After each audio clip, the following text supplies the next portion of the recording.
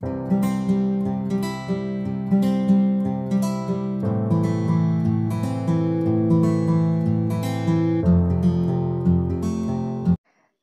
বন্ধু বান্ধৱীসকল, জৰাগীতিলৈ আপোনালোকক স্বাগতম। আমি ক্ৰমাগতভাৱে ৰাজনীতি বিজ্ঞানৰ পাঠটো আলোচনা কৰি আছোঁ। বৰ্তমান আমি নিৰ্দেশাত্মক নীতিসমূহৰ বিষয়ে আলোচনা কৰি আছোঁ। আমি পাই আহিছোঁ যে আমাৰ সংবিধানৰ ৪ৰ্থ খণ্ড আৰু আৰ্টিকল 36ৰ পৰা 51লৈ নিৰ্দেশাত্মক নীতিসমূহ দিয়া হৈছে। ভাৰতে নিৰ্দেশাত্মক নীতি আয়াৰলেণ্ডৰ সংবিধানৰ পৰা লৈছে আৰু এই নিৰ্দেশাত্মক নীতিবোৰ এনেকুৱা নহয় যে এই নিৰ্দেশাত্মক নীতিবোৰৰ কথা কোৱা হৈছে যদিও ইয়াক মানিবই লাগিব বুলি চৰকাৰ বাধ্য বা ৰাজ্য বাধ্য নহয় আৰু ইয়াৰ কাৰণে আমি আদালতৰ কাষ চাপিব নোৱাৰোঁ। নিৰ্দেশাত্মক নীতিসমূহ বিশেষকৈ সামাজিক আৰু অৰ্থনৈতিক ন্যায় প্ৰতিষ্ঠা কৰাৰ বাবে কিছুমান নিৰ্দেশনা হয়। আমি নিৰ্দেশাত্মক নীতিৰ যিখিনি আৰ্টিকল বা অনুচ্ছেদ আছে সেই অনুচ্ছেদখিনিলৈ আমি যিখিনিলৈকে আলোচনা কৰিলোঁ সেইখিনিলৈকে মই থুলমূলকৈ কৈ যাম আৰু য'ৰ পৰা আলোচনা কৰিবলৈ আছে সেইখিনিৰ পৰা আমি ডিটেইলছত আলোচনা কৰিম। ফাৰ্ষ্ট আহিলে 36 নং অনুচ্ছেদ। 36 নং অনুচ্ছেদত আমাৰ ৰাজ্যৰ সংজ্ঞা দিয়া হৈছে আৰু যিটো আমাৰ মৌলিক অধিকাৰৰ 12 নং অনুচ্ছেদত দিছিলে সেই ৰাজ্যৰ সংজ্ঞাটো সেই 12 নং অনুচ্ছেদত থকাৰ গতে একেই হয়। তাৰপাছত আহিলে 37 নং অনুচ্ছেদ। 37 নং অনুচ্ছেদত কোৱা হৈছে যে নিৰ্দেশাত্মক নীতিসমূহক লৈ আমি ন্যায়ালয়ত বাদ বিবাদ কৰিব নোৱাৰোঁ, মানে নিৰ্দেশাত্মক নীতিৰ ভংগ হোৱাৰ অপৰাধত আমি ন্যায়ালয়ৰ কাষ চাপিব নোৱাৰোঁ। 38 নং অনুচ্ছেদত জনকল্যাণৰ কথা কোৱা হৈছে। তাৰপাছত আহিলে 39 নং অনুচ্ছেদ। 39 নং অনুচ্ছেদত কোৱা হৈছে যে সমান কামৰ বাবে সমান দৰমহা দিয়া হ'ব। তাৰপাছত 39 ক'ত কোৱা হৈছে যে চৰকাৰী খৰচত ন্যায়িক সহায় প্ৰদান কৰা। 40 নং অনুচ্ছেদত গাঁও পঞ্চায়তৰ কথা কোৱা হৈছে।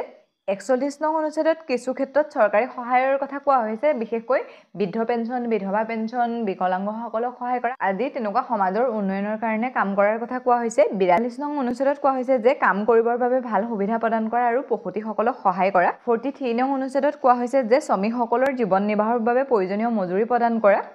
43 ক নং অনুচ্ছেদত কোৱা হৈছে যে উদ্যোগসমূহত শ্ৰমিকসকলৰ মতদানৰ সুবিধা প্ৰদান কৰা। তাৰপাছত আহিলে 43 খ। 43 খত সমবায় বা কোঅপাৰেটিভৰ কথা কোৱা হৈছে। তাৰপাছত আহোঁ আৰ্টিকল 44লৈ। আৰ্টিকল 44ত ইউনিফৰ্ম চিভিল কোডৰ কথা কোৱা হৈছে। ইয়াত বিশেষকৈ বিবাহ বিচ্ছেদ আৰু উত্তৰাধিকাৰীসকলৰ কথা কোৱা হৈছে। ঠিক আছে, আমি ইমানখিনিলৈকে আগত আলোচনা কৰিলোঁ আৰু গোটেইখিনি ডিটেইলছত আলোচনা কৰা আছে। আপোনালোকে যদি আগৰ ভিডিঅ'কেইটা চোৱা নাই তেনেহ'লে চাই ল'ব। আৰু আজি আমি আলোচনা কৰিম 45 নং অনুচ্ছেদৰ পৰা। আমাৰ এই 45 নং অনুচ্ছেদত বিশেষকৈ শিক্ষাৰ কথা কোৱা হৈছে, শিক্ষা বা এডুকেশ্যনৰ কথা কোৱা হৈছে। পৰা 14 বছৰৰ সকলো শিশুকে বিনামূলীয়া আৰু বাধ্যতামূলক শিক্ষা প্ৰদান কৰিব লাগিব। আৰু আপোনালোকৰ এইটো মনত আছেনে? আমি আগতেও এইটো ক'ৰবাত পাইছিলোঁ। যেতিয়া আমি মৌলিক অধিকাৰ পঢ়িছিলোঁ তেতিয়া 21A আমি পাইছিলোঁ যে 6 পৰা 14 বছৰৰ সকলো শিশুকে বিনামূলীয়া আৰু বাধ্যতামূলক শিক্ষা প্ৰদান কৰিব লাগিব। আৰু আমি এতিয়ালৈকে পাই আহিছোঁ যে নিৰ্দেশাত্মক নীতিসমূহ ভংগ কৰিলে ন্যায়ালয়ত তাত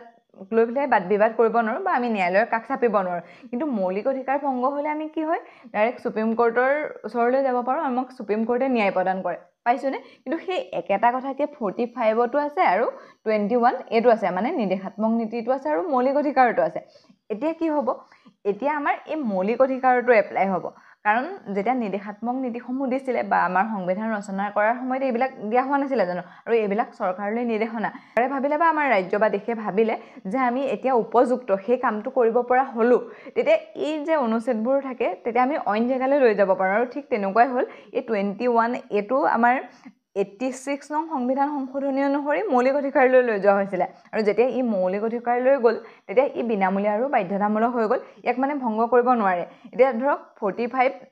নং অনুচ্ছেদত আছে বুলিয়ে যে আমি ক'ব নোৱাৰোঁ যে নিৰ্দেশাত্মক নীতিতে আছে, ইয়াক ভংগ কৰিলেও একো নহয়, 6 পৰা 14 বছৰৰ শিশু স্কুল গ'লেও যাব পাৰে, নগ'লেও নাযাব পাৰে, এনেকুৱা নহয়। ইয়াক যেতিয়া মৌলিক অধিকাৰত অন্তৰ্ভুক্ত কৰি দিলে ই বাধ্যতামূলক হৈ গ'ল। আৰু আমাৰ এই 45 নং অনুচ্ছেদত আৰু কোৱা হৈছে যে 6 বছৰৰ তলৰ শিশুসকলৰ স্বাস্থ্যৰ ধ্যান ৰাখিব লাগিব। যেনে আমাৰ পলিঅ' খুৱাব লাগে, আৰু পলিঅ' এনেকুৱা নহয় এদিন যে দি পেলাই নহয় আকৌ পাছদিনাখন ঘৰে ঘৰে যদি কোনোবা থাকি গৈছে ন তেওঁলোককো খুৱায়। আৰু কিছুমান বেজী আছে, কিছুমান ডাঙৰ ডাঙৰ বেমাৰ আছে, সেই বেমাৰবোৰ নহ'বলৈ কিছুমান বেজী দিয়া হয়, সেই বেজীবোৰ দিব লাগিব। আৰু মানে ইয়াত বিশেষকৈ শিশুসকলৰ ওপৰত বিশেষ ধ্যান ৰখা হৈছে, মানে 6 বছৰৰ আগৰ ল'ৰা ছোৱালীখিনিৰ স্বাস্থ্যৰ যত্ন ল'ব লাগিব। আৰু 6 বছৰৰ পাছৰ পৰা অৰ্থাৎ 14 বছৰলৈকে সকলো শিশুকে বিনামূলীয়া আৰু বাধ্যতামূলক শিক্ষা প্ৰদান কৰিব লাগিব। তাৰপাছত আহোঁ 46 নং অনুচ্ছেদলৈ। 46 নং অনুচ্ছেদত কোৱা হৈছে যে ST SC বা আমাৰ যিসকল পিছপৰা জাতি জনজাতিৰ লোক আছে তেওঁলোকৰ শিক্ষা আৰু অৰ্থনৈতিক উন্নয়নৰ সাধন কৰিব লাগিব। মনত ৰাখিব মানে আমাৰ যিসকল অনুসূচিত জাতি বা জনজাতিৰ লোক আছে তেওঁলোকৰ শৈক্ষিক আৰু অৰ্থনৈতিক ব্যৱস্থা উন্নয়ন কৰিব লাগিব আৰু ইয়াত বিশেষ বুজিবলগীয়া একো নাই মানে আমাৰ অতীজৰ পৰা যিসকল পিছপৰা বুলি গণ্য কৰা হৈছে তেওঁলোকক অইনসকলৰ বা যিসকল লোক আগবঢ়া বুলি কোৱা হয় সেই লোকসকলৰ সৈতে সমানে যাতে আগবঢ়াই নিব পাৰে সেইকাৰণে চৰকাৰে বিশেষ ব্যৱস্থা গ্ৰহণ কৰিবলৈ কোৱা হৈছে তাৰ পাছত আহোঁ 47 নং আৰ্টিকল 47 নং আৰ্টিকলত কেইবাটাও কথা কোৱা হৈছে আৰু এইটো মনত ৰাখিব ফাৰ্ষ্ট ইয়াত আহিছে যে মাদক দ্ৰব্য বা ড্ৰাগছ আদি বন্ধ কৰাব লাগে যিবিলাক মানে আমাৰ সমাজৰ ক্ষতি কৰে সেই সমাজত ক্ষতি কৰা বস্তুবিলাক আমাৰ সমাজৰ পৰা নাইকিয়া কৰিব লাগে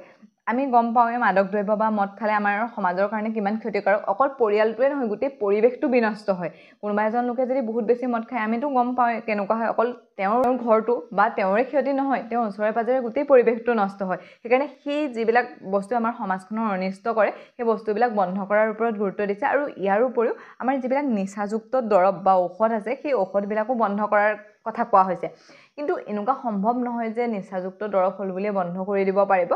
কিন্তু এই ব্যৱস্থাটো ষ্ট্ৰিক্ট কৰা হৈছে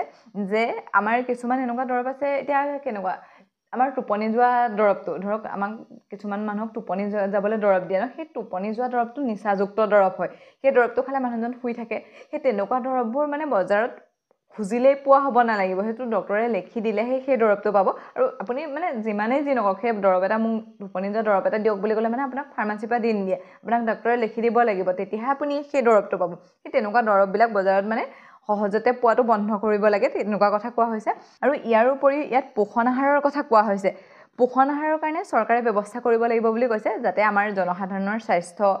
বা তেওঁলোকে যিমানখিনি পোষণ পাব লাগে বা যিমানখিনি খাদ্য পাব লাগে সেই খাদ্যখিনি পোৱাৰ ওপৰত গুৰুত্ব দিছে আৰু সেইকাৰণে চৰকাৰে আমাক যে ৰেচন কাৰ্ড চাইছেনে সেইকাৰণে ইয়াত থকাৰ কাৰণেই দিছে আমি এতিয়া যে কৈ আছোঁ যে নিৰ্দেশাত্মক নীতি ভংগ হ'লে আমি ন্যায়ালয়লৈ কাষ চাপিব নোৱাৰোঁ বা আমি একো কৰিব নোৱাৰোঁ কিন্তু ইয়াত যিখিনি কথা কোৱা আছে নহয় সেইখিনি চৰকাৰ বা ৰাজ্যই সম্পূৰ্ণৰূপে কৰিবলৈ চেষ্টা কৰে তেতিয়াহে আমাৰ সমাজখন উন্নয়ন হ'ব আজি যদি এই কামবিলাক নকৰে আমাৰ সমাজখনৰ উন্নয়ন হ'ব জানো নহয় আৰু ইয়াত পোষণ আহাৰত আমাৰ ধৰক চব আহে চাউল দাইল চেনি তেল চব আহে কিন্তু আমাক এতিয়া কি দি আছে চাউল দি আছে বাকীখিনি আমাক দাইল বা চেনি এনেকুৱা দিয়া নাই কিন্তু তাৰ কাৰণে আমি ন্যায়ালয়লৈ যাব নোৱাৰোঁ আৰু ইয়াতো কণ্ডিশ্যন আছে আমাৰ ইমানখিনি মানুহ আছে চাউল তাউল পাবলৈ তেনেহ'লে যদি তাৰ লগত দাইল চেনি দিয়ে তেনেহ'লে চৰকাৰনো কোনফালৰ পৰা চলিব যেতিয়া চৰকাৰে ভাবিব তেওঁলোক সেইটোখিনি দিব পৰা হৈছে তেতিয়া সেইখিনি তেওঁলোকে দিব আৰু আমি এক কথাত মনত ৰাখিবলৈ হ'লে 47ত পোষণ আহাৰৰ কথা কোৱা হৈছে যাতে সকলো লোকে পোষণ আহাৰ পায় আৰু মাদক দ্ৰব্য ড্ৰাগছ আৰু যিখিনি আমাৰ নিচাযুক্ত ঔষধ আছে সেইখিনি বন্ধ কৰাৰ কথা কোৱা হৈছে তাৰপিছত আহোঁ 48 নং আৰ্টিকললৈ 48 নং আৰ্টিকলত কৃষি আৰু পশুপালনৰ কথা কোৱা হৈছে আৰু এই ক্ষেত্ৰত চৰকাৰে বিশেষ ভূমিকাও লোৱা দেখা গৈছে আমি দেখি আছোঁ ন চৰকাৰে কিছুমান লোন দিয়ে আমাৰ পশুপালন কৰিবৰ কাৰণে খেতি কৰিবৰ কাৰণে আমাক কৃষকৰ কাৰণে কিছুমান পইচাও দি থাকে ন চৰকাৰে আমাৰ অসম চৰকাৰৰ এনেকুৱা এটা স্কিম আছে কৃষকসকলে পইচা পাই থাকে ঠিক আছে আৰু চৰকাৰে সেই ব্যৱস্থাবিলাক গ্ৰহণ কৰে ইয়াত বিশেষকৈ যিখিনি জীৱ জন্তুৱে আমাৰ গাখীৰ দিয়ে মানে সেই গাখীৰ দিয়া জীৱ জন্তুখিনি হত্যাত বাধা দিছে আৰু ইয়াত নতুনকৈ এটা সংবিধান সংশোধনী অনুসৰি এটা সন্নিৱিষ্ট কৰা হৈছিলে 48 ক এই 48 কত কোৱা হৈছে প্ৰটেকশ্যন অফ এনভাইৰনমেণ্ট অৰ্থাৎ পৰ্যাৱৰণ আৰু বন্যজীৱৰ ৰক্ষা কৰা আমি আগৰটোত পালোঁ আমাৰ কৃষিত উন্নয়নৰ কাৰণে গুৰুত্ব দিছে কৃষিটো আমি নিজৰ কাৰণে কৰিছোঁ বা এইবোৰ ধান খেতি ঘেঁহু খেতি সেইবিলাক আমাৰ নিজৰ কাৰণে কৰিছোঁ আৰু ঠিক তেনেদৰে পশুপালনত কি আহিব আমাৰ যিখিনি ঘৰচীয়া কৰিব পাৰোঁ গৰু ম'হ ছাগলী সেইবিলাক আমাৰ পশুপালনত আহিব কিন্তু যিখিনি বন্যপ্ৰাণী বা আমাৰ যিখিনি হাবি বননিত থাকে বনৰীয়া জীৱ জন্তু সেই বনৰীয়া জীৱ জন্তুখিনিকতো ৰক্ষা কৰাৰ দায়িত্ব আছে তেওঁলোককতো আমি মাৰি পেলাব নোৱাৰোঁ সেইকাৰণে 42 নং সংবিধান সংশোধনী অনুসৰি 1974 চনত এইটো ইয়াত সন্নিৱিষ্ট কৰা হৈছিলে যে চৰকাৰে বন্যপ্ৰাণী আৰু পৰ্যবেক্ষণৰ সুৰক্ষাৰ ওপৰত গুৰুত্ব দিব ঠিক আছে আমাৰ এনেকুৱা লাগিছে নে বাৰু এইটো চৰকাৰৰ দায়িত্ব চৰকাৰে পালন কৰিব কিন্তু তেনেকুৱা নহয় আমাৰ মৌলিক কৰ্তব্যটো ইয়াত কোৱা হৈছে মৌলিক কৰ্তব্যৰ 51 কত কোৱা হৈছে আৰু একদম একেগিটা কথাকে কোৱা হৈছে যে পৰ্যাৱৰণ আৰু বন্যপ্ৰাণীৰ ৰক্ষা কৰাৰ দায়িত্বটো আমাৰ 51ত চৰকাৰক কোৱা নাই 48 কত চৰকাৰক কৈছে যে তোমালোকে বন্যপ্ৰাণী আৰু পৰ্যাৱৰণ ৰক্ষা কৰিব লাগিব আৰু 51 কত আমাক কৈছে যে তোমালোকেও বন্যপ্ৰাণী আৰু পৰ্যাৱৰণ ৰক্ষা কৰি চলিব লাগিব এইটো একদম ইম্পৰ্টেণ্ট হয় মনত ৰাখিব এইটো আমাৰ মৌলিক কৰ্তব্যটো আছে আমি যেতিয়া মৌলিক কৰ্তব্য পঢ়িম তেতিয়া পাম মানে এনেকৈ ভাবিলে নহ'ব আৰু যে অকল চৰকাৰৰ দায়িত্ব চৰকাৰে ৰক্ষা কৰিব লাগিব তেনেকুৱা নহয় আমাৰ সকলোৰ কাৰণে সেইটো দায়িত্ব দি থোৱা আছে আৰু এইটো বহুত দৰকাৰো হয় ন আমাৰ যদি জীৱ জন্তু বা আমাৰ হাবি বননি নাথাকে আমাৰ কাৰণে কিমান অসুবিধা হ'ব আৰু এইবিলাক সুৰক্ষা আমাৰ কোনে কৰে এনজিটি মানে হৈছে নেশ্যনেল গ্ৰীণ ট্ৰিবিউনেল যেতিয়া মানে ৰাস্তাৰ কিনাৰৰ গছ-গছনি বা যিখিনি চৰকাৰী গছ-গছনি কাটিব লাগে তেতিয়া এই এনজিটিৰ পাৰমিশ্যন ল'ব লাগে আৰু সুৰক্ষা প্ৰদান তেওঁলোকে কৰে তেওঁলোক মানে আমাৰ সেই বিভাগটো চোৱা চিতা কৰে এনজিটি নেশ্যনেল গ্ৰীণ ট্ৰিবিউনেল তাৰপাছত আহোঁ 49লৈ 49ত আমাৰ যিবিলাক কীৰ্তিচিহ্ন বা মানে আমি এনেকৈ ক'ব পাৰোঁ অল্ড হিষ্টৰিকেল মনুমেণ্ট যিখিনি কীৰ্তিচিহ্ন আছিলে অতীজৰ পৰা ৰাষ্ট্ৰীয় মহত্ব থকা যিবিলাক বস্তু আছে সেই বস্তুবিলাকৰ সুৰক্ষা প্ৰদান কৰিব লাগিব তেনেকুৱা বস্তুবোৰ কি হৈছে তাজমহল লালকিল্লা ৰংঘৰ কাৰেংঘৰ বা আমাৰ যিখিনি ৰজা মহাৰজাৰ ঘৰ আছিলে সেই ঘৰবিলাক আমাৰ সুৰক্ষা প্ৰদান কৰিব লাগিব আৰু সেইবিলাক দায়িত্ব হৈছে চৰকাৰে ইয়াৰ কাৰণে এটা সংগঠন আছে যিটোক আমি চেণ্ট্ৰেল ইণ্ডাষ্ট্ৰিয়েল ছিকিউৰিটি ফ'ৰ্চ বুলি কওঁ CISFক ইয়াৰ কাৰণে ট্ৰেইনিঙো দিয়া হয় আপুনি এনেকৈ মনত ৰাখিব মানে 49ত আমাক কীৰ্তিচিহ্ন বা অল্ড হিষ্টৰিকেল মনুমেণ্ট যিবিলাক আমাৰ ৰাষ্ট্ৰীয় মহত্ব থকা বস্তু আছে সেই মহত্ব থকা বস্তুবিলাকক সুৰক্ষা প্ৰদান কৰাৰ কথা কৈছে তাৰপিছত আহোঁ আৰ্টিকল 50লৈ ইয়াত কাৰ্যপালিকা আৰু ন্যায়পালিকাৰ পৃথক কৰাৰ কথা কৈছে ইয়াত কাৰ্যপালিকা আৰু ন্যায়পালিকা পৃথক কৰাটো আপোনালোকে মনত ৰাখিবলৈ সুবিধা হ'ব ক'ত আছে 15 নং অনুচ্ছেদত 50-50 কৰিছে মানে 50-50 নাই কৰা কিন্তু পৃথক কৰিছে আৰু ক'ত কৰিছে আৰ্টিকল 50ত আৰু কাৰ্যপালিকা আৰু ন্যায়পালিকাৰ পাৰ্থক্যটো বুজি পাইছেনে বাৰু কাৰ্যপালিকা আমাৰ যিখিনি আমাৰ চৰকাৰী কৰ্মচাৰী আছে একদম সৰু কাম এটা কৰাৰ পৰা ডাঙৰ কাম এটালৈকে যিখিনি একদম উচ্চ পৰ্যায়ৰ বিষয়লৈকে সকলো কাৰ্যপালিকাত আহিব আৰু ন্যায়পালিকাত আমাৰ বিশেষকৈ কোৰ্টৰ যিখিনি জাজ বা সুপ্ৰিম কোৰ্ট হাই কোৰ্ট ডিষ্ট্ৰিক্ট কোৰ্ট সেইখিনি আহিব আৰু সেই কাৰ্যপালিকা আৰু ন্যায়পালিকাক পৃথক কৰাৰ কথা কৈছে যদি মানে কাৰ্যপালিকাৰ আণ্ডাৰত বা ন্যায়পালিকাৰ আণ্ডাৰত থাকে তেনেহ'লে ইটোৰ ওপৰত সিটোৰ প্ৰেছাৰটো পৰি যায় সেইকাৰণে তেওঁলোকৰ মাজত পাৰ্থক্য কৰা হৈছে তেওঁলোকৰ ক্ষমতাখিনি পৃথক কৰা হৈছে ঠিক আছে আৰু মনত থাকিবনে আৰ্টিকল 50ত কি আছে কাৰ্যপালিকা আৰু ন্যায়পালিকাৰ পৃথকীকৰণৰ কথা কোৱা হৈছে তাৰপাছত আহোঁ আৰ্টিকল 51ত আন্তঃৰাষ্ট্ৰীয় পৰ্যায়ৰ শান্তি আৰু সমৃদ্ধি বজাই ৰখাৰ কথা কোৱা হৈছে মানে আমাৰ এখন দেশে আমাৰ ভাৰতখনকে ধৰিছোঁ ভাৰতখনে যাতে অইন দেশৰ লগত যুদ্ধ বিগ্ৰহ কৰি বা আমাৰ যিটো পৰিৱেশ বা পৰিস্থিতি এইটো বিনষ্ট নকৰাৰ কথা কৈছে আৰু ইয়াৰ উপৰি কোৱা হৈছে যদি কোনোবা দুখন দেশৰ মাজত যুদ্ধ বিগ্ৰহ হয় মানে পৰাপক্ষত শান্তি স্থাপন কৰিবলৈ চেষ্টা কৰিব লাগে বা মধ্যস্থতা কৰিব লাগে যাতে পৰিস্থিতিটো বেয়া নহয় আৰু ভাৰতে আমাৰ ইউএনৰ সদস্য হোৱাৰ মূল কাৰণ এইটোৱে যে আন্তঃৰাষ্ট্ৰীয় পৰ্যায়ত শান্তিৰ প্ৰতিষ্ঠা হ'ব লাগে মানে আমি আৰ্টিকল 51ৰ কথা ক'ব পাৰোঁ যে ইউএনত ভৰ্তি হ'ল বা ইউএনৰ সদস্য হিচাপে অন্তৰ্ভুক্ত হ'ল তাৰ মূল কাৰণ আৰ্টিকল 51 কাৰণ আমাৰ ভাৰতেও আন্তঃৰাষ্ট্ৰীয় পৰ্যায়ত শান্তি বিচাৰে সেইকাৰণে ইউএনৰ সদস্য হৈছে এতিয়া আৰ্টিকল 36ৰ পৰা 51লৈ যিমানবিলাক কথা কোৱা হৈছে নহয় সেইখিনি দেশৰ কাৰণে বহুত প্ৰয়োজনীয় মানে এনেকুৱা নহয় যে সেইখিনি ন্যায়ালয়ত বাক বিতণ্ডা কৰিব নোৱাৰে বা ন্যায়ালয়লৈ যাব নোৱাৰে বুলি সেইখিনি দৰকাৰ নথকা বস্তু নহয় আৰু সেইকাৰণে আমাৰ এটা কেছ সুপ্ৰিম কোৰ্টত গৈছিলে সেই কেছটোৰ আণ্ডাৰত এটা সিদ্ধান্ত দিছিলে যিটো কেছ আছিলে মিনাৰমা মিল কেছ বুলি কোৱা হয় সেই কেছটো অনুসৰি মানে সুপ্ৰিম কোৰ্টে এটা সিদ্ধান্ত দিছিলে যে নিৰ্দেশাত্মক নীতি আৰু মৌলিক অধিকাৰ দুইটা বেলেগকৈ চাব নালাগে কাৰণ এই দুটা যে একেলগে মিলাই থাকিলেহে বেলেঞ্চ হৈ থাকিব মানে আমাৰ ব্যক্তিগত জীৱনৰ কাৰণে মৌলিক অধিকাৰটো যিমানখিনি দৰকাৰ বা যিমানখিনি গুৰুত্বপূৰ্ণ ঠিক সেইদৰে আমাৰ সামাজিক জীৱনৰ কাৰণে নিৰ্দেশাত্মক নীতিটো বহুত গুৰুত্বপূৰ্ণ মানে এটা কেৰাই এটা আমি চলিব নোৱাৰোঁ যদি আমাৰ সামাজিক জীৱনটো বেলেঞ্চ হৈ নাথাকে তেতিয়া আমাৰ ব্যক্তিগত জীৱনটো বেলেঞ্চ হৈ থাকিব জানো আমাৰ যদি দেশখনতে শান্তি নাথাকে আমাৰ দেশখনৰে কল্যাণ নহয় দেশখনৰ জনসাধাৰণে যদি একো শান্তি নাপায় তেনেহ'লে আপুনি ব্যক্তিগতভাৱে সেই অধিকাৰবিলাক উপভোগ কৰিব পাৰিব জানো কেতিয়াও নোৱাৰোঁ সেই তুলনাটো যে নাইকিয়া দুইটাৰ মাজত নিৰ্দেশাত্মক নীতি আৰু মৌলিক অধিকাৰৰ মাজৰ সমতাটো ৰখাৰ বা বেলেঞ্চ কৰাৰ কথা কোনে কৈছিলে সুপ্ৰিম কোৰ্টে কৈছিলে আৰু সেইটো কেছটো আছিলে মিনাৰমা মিল কেছ ঠিক আছে আৰু আমি যিখিনি নিৰ্দেশাত্মক নীতি পালোঁ সেই নিৰ্দেশাত্মক নীতিবিলাকক তাৰ মানে লক্ষ্য উদ্দেশ্যবিলাক দেখি বা কোনে কৈছিলে সেইবিলাক চাই মেলি এক তিনিটা ভাগত ভাগ কৰিছে এনেকুৱা নহয় যে এইবিলাক সংবিধানত ভাগ কৰি থৈছে এইকেইটাই এইটো ভাগত পৰিছে এইকেইটাই এইটো ভাগত পৰিছে কিন্তু মানুহৰ আমাৰ যিসকল পণ্ডিত বা যিসকলে ইয়াৰ কথা কৈছে সেইসকলৰ মতামত চাই পেলাই আমাৰ এই নিৰ্দেশাত্মক নীতিসমূহ তিনিটা ভাগত ভাগ কৰিব পাৰি সেইকেইটা হৈছে সামাজিক নীতি গান্ধী নীতি আৰু উদাৰবাদী নীতি ফাৰ্ষ্ট আহোঁ সমাজবাদী নীতি মানে কি হয় যেতিয়া সমাজক আগত ৰাখি যিবিলাক নিৰ্দেশাত্মক নীতি গ্ৰহণ কৰা হৈছে আমি সেইবিলাকক সমাজবাদী নীতি বা সমাজবাদী প্ৰিন্সিপলত ৰাখিব পাৰোঁ মানে আমাক সমাজখনক কাক কৰি লৈছে যিবিলাক কথা কওঁতে আমাক মানে সমাজখন আগলৈ আনি পেলাই কৈছে সেইবিলাক সমাজবাদী নীতি ইয়াত বিশেষকৈ 38 39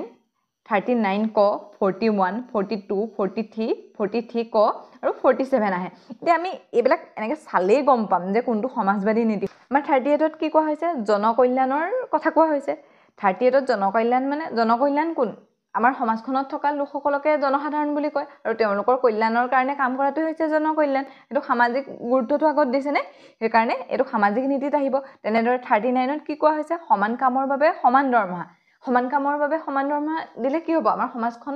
হ'ব ন যদি কাৰোবাক মহিলা কাৰোবাক পুৰুষ বুলি বিচাৰ কৰা হয় তেনেহ'লে সমাজখনত জানো বেলেঞ্চটো থাকিব নাথাকে 39 ক'ত কি কোৱা হৈছে চৰকাৰী খৰচত ন্যায়িক সহায় প্ৰদান কৰিব লাগিব যদি কোনোবাই ন্যায়িক সহায় ল'ব নোৱাৰে তেতিয়া তেওঁকো ন্যায়িক সহায় প্ৰদান কৰিব লাগিব যদি তেওঁ ন্যায় পাবলৈ যদি সহায় বিচাৰি ল'বই নোৱাৰে তেনেহ'লে অন্যজনৰ সৈতে তেওঁ সমানে জানো ন্যায় পাব তেওঁ নকৰা কামটোকো তেওঁক ৰাখি থৈ দিয়া হ'ব সেইকাৰণে সেইটো সামাজিক দিশটো ৰাখিছে আকৌ তেনেদৰে আহোঁ 41লৈ 41ত কি কোৱা হৈছে কিছু ক্ষেত্ৰত চৰকাৰী সহায় প্ৰদান কৰিব যেনে বৃদ্ধ পেঞ্চন বিধৱা পেঞ্চন বিকলাংগসকলৰ সহায় সেইটো সামাজিক কাম 42ত কোৱা হৈছে কাম কৰিবৰ বাবে ভাল সুবিধা প্ৰদান কৰিব লাগিব আৰু প্ৰসূতিক সহায় কৰিব লাগিব অকমান পইণ্টটো চালেই আমি গম পাম যে কোনটো সামাজিক হয় 43ত কোৱা হৈছে শ্ৰমিকসকলৰ জীৱন নিৰ্বাহ কৰিবৰ বাবে প্ৰয়োজনীয় মজুৰি দিয়া একদম অভাৰঅল এই সমাজখনক টানিছে সেইকাৰণে সেইখিনি সমাজবাদী নীতিক আহিছে তাৰপিছত আহিলে 47ত পোষণ আহাৰৰ কথা কৈছে সমাজখনৰ পৰা মদ ড্ৰাগছ আদিবিলাক নাইকিয়া কৰাৰ কথা কৈছে সেইখিনিও সামাজিক নীতি আৰু আমাৰ প্ৰশ্নটো মানে এনেকৈ নাহে ধৰক কোনটো আৰ্টিকল বা সামাজিক নীতিত আহিছে তেনেকৈ নাহে এইটো আহিব তলৰ কোনটো ধৰক গান্ধীবাদী প্ৰিন্সিপল বা কোনটো সমাজবাদী প্ৰিন্সিপল আমি দেখিলেই গম পাম আমাক পইণ্টকেইটা ধৰক এনেকৈ চৰকাৰে জনকল্যাণমূলক কাম কৰিব সমান কামৰ বাবে সমান দৰমহা দিব তেনেকৈ যোনকেইটা পইণ্ট দিব সেইটো আপুনি নিজে গম পাম মানে সেইকেইটা সামাজিক হয় তাৰপিছত ঠিক তেনেদৰে আহোঁ গান্ধীবাদী নীতি এই গান্ধীবাদী নীতিটো কি হয় এনেকুৱা কিছুমান বিষয় আছে যিবিলাক আমাৰ গান্ধীজীৰ পৰা অনুপ্ৰাণিত হৈ ইয়াত অন্তৰ্ভুক্ত কৰিছে আমি সকলোৱে নিশ্চয় শুনিছোঁ গান্ধীজীয়ে গাঁও পঞ্চায়তৰ কাৰণে বহুত বেছি গুৰুত্ব দিছিলে যে গাঁও পঞ্চায়ত হ'ব লাগে গাঁও পঞ্চায়ত হ'লে কি হ'ব আমাৰ সমাজৰ মানে আমাৰ গাঁৱত যিখিনি লোকে বাস কৰে তেওঁলোকৰ ইমানো মানে সফল নহয় যে এতিয়ালৈকে তেওঁলোকৰ এনেকুৱা এটা মানে হোৱা নাই যে তেওঁলোকে সংসদ বা বিধায়কৰ গুৰিত গৈ পেলাই তেওঁলোকৰ সমস্যাখিনি ক'ব তেওঁলোকৰ কাৰণে যদি এজন মুখিয়াল থাকে যি তেওঁলোকৰ সমস্যাবিলাক দাঙি ধৰিব পাৰে সেই বিষয়টো আগত ৰাখি মহাত্মা গান্ধীয়ে গাঁও পঞ্চায়তৰ কথা কৈছিলে আৰু আমাৰ ইয়াৰ আৰ্টিকল ক'ত কৈছে 40ত কৈছে যে আমাক গাঁও পঞ্চায়ত লাগে সেইটো কোনে কৈছিলে গান্ধীজীয়ে কৈছিলে সেই গান্ধীজীৰ য'ত নীতি আদৰ্শ প্ৰচলন হৈছে সেইকেইটাক আমি গান্ধীবাদী নীতিত ৰখা হৈছে তেনেদৰে 43ত কি কোৱা হৈছে শ্ৰমিকসকলৰ জীৱন নিৰ্বাহ কৰিবৰ বাবে প্ৰয়োজনীয় মজুৰি প্ৰদান কৰা মহাত্মা গান্ধীয়ে সদায় মানে সকলোৰ কাৰণে সমান বা কাৰোৰ প্ৰতি অন্যায় নকৰা কথা কৈছিলেনে যে সবকে সমান দিব লাগে সকলোৱে সমানভাৱে আগবাঢ়িব লাগে সেইবিলাক কথা কৈছিলে তেনেদৰে 43বিত কি কোৱা হৈছিলে কোঅপাৰেটিভ বা সমবায়ৰ কথা কোৱা হৈছিলে সমবায়ৰ কথা কোনে উল্লেখ কৰিছিলে পোনপ্ৰথমবাৰৰ বাবে মহাত্মা গান্ধীয়ে উল্লেখ কৰিছিলে আৰু এইটোৱে মানে আমাৰ গান্ধীবাদী নীতি বুলি ক'লে য'ত গান্ধীজীৰ মত বা আদৰ্শ প্ৰকাশ হৈছে সেইকেইটা গান্ধীবাদী নীতি বুলি ক'ব পাৰোঁ তেনেদৰে 46ত কি কোৱা হৈছে ST SCৰ কাৰণে বিশেষ ব্যৱস্থা গ্ৰহণ কৰাৰ কথা হৈছে আমিতো আগতেই পাইছোঁ মহাত্মা গান্ধীয়ে অনুসূচিত জাতি জনজাতিৰ উন্নয়নৰ কাৰণে বহুত দিনৰ আগতেই হৰিজন সংঘ প্ৰতিষ্ঠা কৰিছিলে ঠিক আছে আৰু গান্ধী নীতিত 47 48ও আহে 48ত কি আছিলে কৃষি আৰু পশুপালনৰ ওপৰত গুৰুত্ব দিছিলে আমি যিখিনি মানে আগৰ পৰা শুনি আহিছোঁ গান্ধীজীয়ে কি কৰিছিলে পঞ্চায়ত কৰিছিলে STৰ উন্নয়ন কৰিছিলে পোষণ আহাৰ অহিংসা সেইবিলাক তেওঁৰ লগত জড়িত সেইকাৰণে সেইখিনি গান্ধীবাদী নীতি বুলি কোৱা হয় তাৰপিছত আহিলে উদাৰবাদী বিচাৰধাৰাত কি হয় ভাল কামৰ লক্ষ্য আগত ৰাখি যিবিলাক অনুচ্ছেদ গ্ৰহণ কৰা হৈছে সেইবিলাক উদাৰবাদীত আহে তেনেকৈ 44 আহিছে 45 48 48A 49 50 আৰু 44ত কি কোৱা হৈছে আমি গম পাওঁ ইউনিফৰ্ম চিভিল কোডৰ কথা কোৱা হৈছে সকলোৰ কাৰণে সমান আইন হ'ব 45ত 6 পৰা 14 বছৰ সকলো শিশুক বিনামূলীয়া আৰু বাধ্যতামূলক শিক্ষা প্ৰদান কৰিব এইবোৰ আমাৰ সমাজৰ ভাল কাম হয়নে সেই সমাজৰ ভাল কামবিলাক আগত ৰাখি যিবিলাক কাম কৰা হৈছে সেইবোৰ উদাৰবাদী নীতিত আহে ঠিক আছে আজিৰ ইম্পৰ্টেণ্ট কেইটা এবাৰ চাই লওঁ 45 নং অনুচ্ছেদত 6 পৰা 14 বছৰৰ সকলো শিশুকে বিনামূলীয়া আৰু বাধ্যতামূলক শিক্ষা প্ৰদান কৰাৰ কথা কৈছে আৰু 6 বছৰৰ তলৰ যিসকল শিশু আছে তেওঁলোকৰ স্বাস্থ্যৰ যত্ন ৰখাৰ কথা কোৱা হৈছে 46 নং অনুচ্ছেদত ST SC বা অনুসূচিত জাতি জনজাতিৰ বাবে বিশেষ ব্যৱস্থা গ্ৰহণ কৰাৰ কথা কোৱা হৈছে 47 নং অনুচ্ছেদত মাদক দ্ৰব্য ড্ৰাগছ আৰু বিভিন্ন নিচাযুক্ত ঔষধ বন্ধ কৰাটো কথা কোৱা হৈছে আমাৰ জীৱন যাপনৰ কাৰণে যিখিনি প্ৰয়োজনীয় পোষণ সেই পোষণখিনিৰ ব্যৱস্থা কৰাৰ কথা কোৱা হৈছে 48 নং অনুচ্ছেদত কৃষি আৰু পশুপালনৰ কথা কোৱা হৈছে আৰু পুলিচৰ কত কোৱা হৈছে যে পৰ্যাবৰণ আৰু বন্যপ্ৰাণীৰ সুৰক্ষা প্ৰদান কৰা আৰু এইটো সংবিধানৰ 42 নং সংবিধান সংশোধনী 1974 চনত এড কৰা হৈছিল আৰু যেটো আছে 48 কত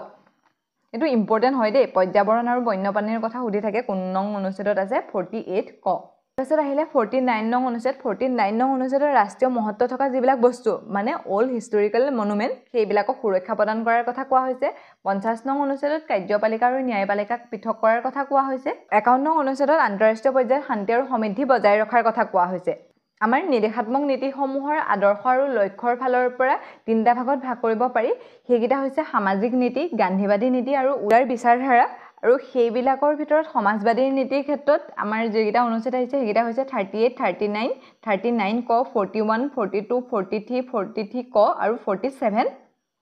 গান্ধীবাদী নীতিৰ ক্ষেত্ৰত আমি 40 43 43 বি